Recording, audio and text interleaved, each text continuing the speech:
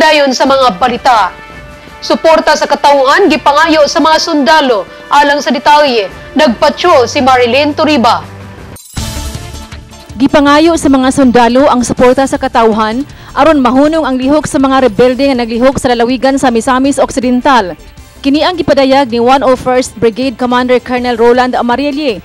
Sa interview sa Balita Patrol, gipahayag ni Amarelle nga ang katauhan maoy makatabang kanila aron mulampos ang ilang kampanya diha sa usa ka lugar nga maila kung si kinsa man ang sakop sa mga rebelde. Nasayran nga mahimong anugon ang paningkamot sa mga sundalo sa pagsumpo sa lihok sa mga rebelde kung dili mo suporta ang mga tao. Yes, of course, because the people know more about these people because they are the residents of this area.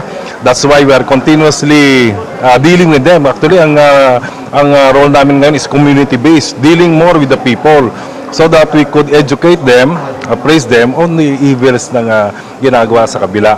So that by educating them, later on, they will decide by themselves na mali palang ginagawa ng mga kapatid natin sa kabila. So kahit hindi na namin i-confront yung kabila, pag na-influence namin ang behavior nila, yung thinking nila in favor of the government, then later on, this insurgency will die a natural death. Alang sa Balita Patrol, ako si Marilyn Turiba. Salamat Marilyn Turiba. Sa laing bahin, Mote champion sa gipahigan nga 4th Provincial Skills Competition. Alang sa detalye, nagpatrol si MJ Turiba.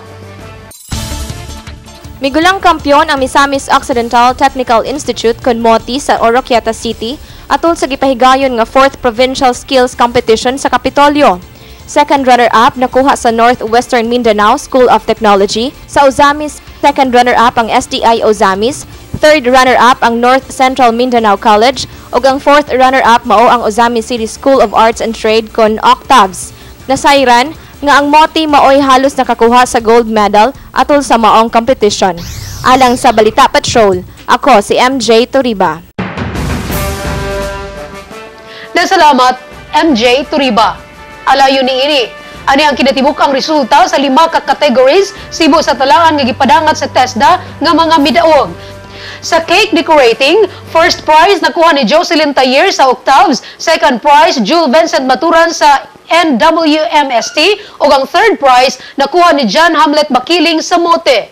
Sa cooking contest, first prize nakuha ni Arnold Tambiling sa NWMST, second prize Anthony Torcato sa Mote, ug third prize mo si Mark Hill Kimbo sa Octaves. Sa table skirting, first prize nakuha ni Dennis Rafanan sa NWMST, second prize Richmond Bonido sa STI Ozamis, ug third prize Darrell Rumo sa Mote. Sa fruit carving, first prize mao si Archer Calo sa Mute, second prize Michael Jason Banwa sa NWMST, ug third prize Nason kon Mason John Dibara sa STI.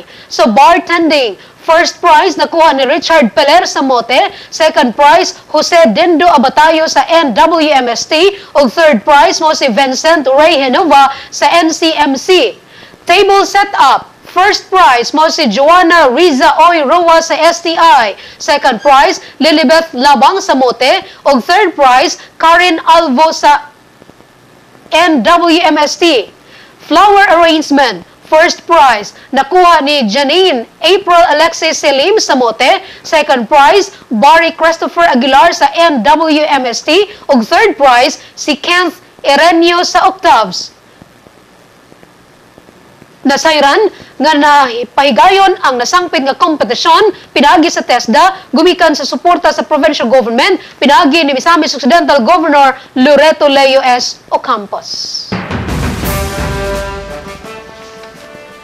Motor nga gikarnap na bawi sa kapulisan. Detalye sa pagbalik sa Balita Patrol.